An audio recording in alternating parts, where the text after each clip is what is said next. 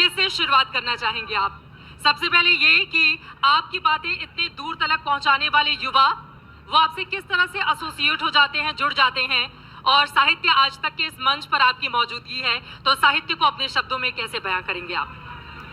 देखिए, युवाओं के पास पूरी जिंदगी है जीने के लिए, पूरी ऊर्जा है, और वो चाहते भी हैं कि जिंदगी का ऊंचे से ऊंचा इस्तेमाल करें, लेकिन रास्ता नहीं दिख रहा होता है, आदर्श नहीं दिख रहे होते हैं, और दूसरी ओर पहले से तयशुदा पटकथा उनके पास होती है कि इस तरह की पढ़ाई करनी है, उसके बाद इस तरह का करियर, उसके बाद इस तरह से शादी ब्याह, बच्चे, और समाज में इस तरह अपना स्थान, और ऐसे करते करते अपनी ज़िंदगी बिता दो।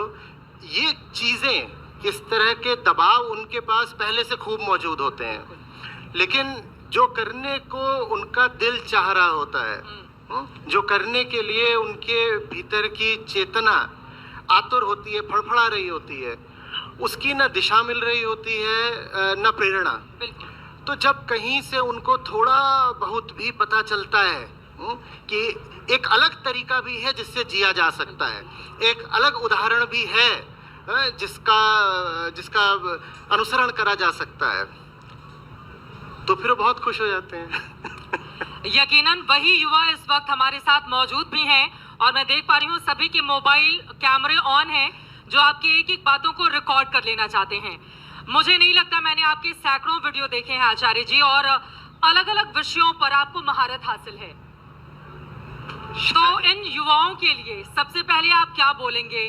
वो युवा जो सोच है, जो 18 साल से लेकर 30 साल 35 साल तक के लोगों से जुड़ी हुई है, उनके लिए क्या खास मैसेज है आज इस मंच से आपका? बिल्कुल ऐसा मत मानो कि कोई भी चीज तय कर दी गई है इसलिए सही है। ये मानने को भी मैं नहीं कह रहा कि जो कुछ पहले से तय है, चल रहा है, परंपरा है, मान्यता है, वो गलत ही है, उसको खारिज ही करना है। मैं ऐसा भी नहीं कह रहा।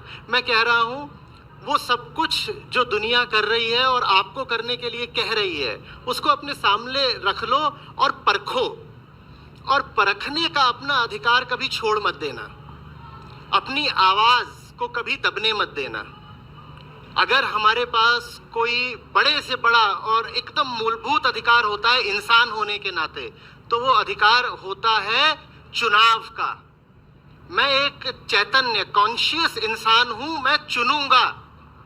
तो जो दूसरे दे रहे हैं आपको, वो भी रख लीजिए, कहिए परख लेंगे, और अपनी बुद्धि से, अपने बोध से ठीक लगा तो चुन लेंगे, और अगर नहीं ठीक लगा तो हम जवान हैं, हमारे पास ऊर्जा है, उत्साह है, अपना नया रास्ता बनाएंगे।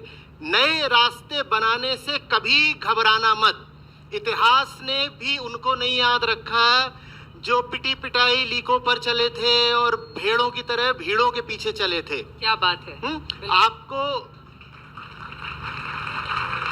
आपको जिंदगी ने सिर्फ अधिकार ही नहीं, उत्तरदायित्व तो दे करके भेजा है कि सही जियो, ओरिजिनल, मौलिक, ऑथेंटिक जियो, और इस अधिकार से अपने आप को कभी वंचित मत करना।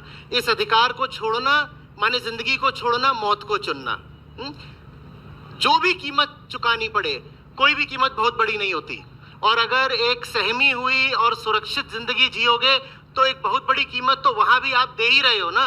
ऐसा थोड़ी है कि जिन्होंने सुरक्षित पिंजड़ों का चुनाव कर लिया है वो कोई कीमत नहीं अदा कर रहे, वो भी बड़ी भारी कीमत अदा कर ही रहे हैं।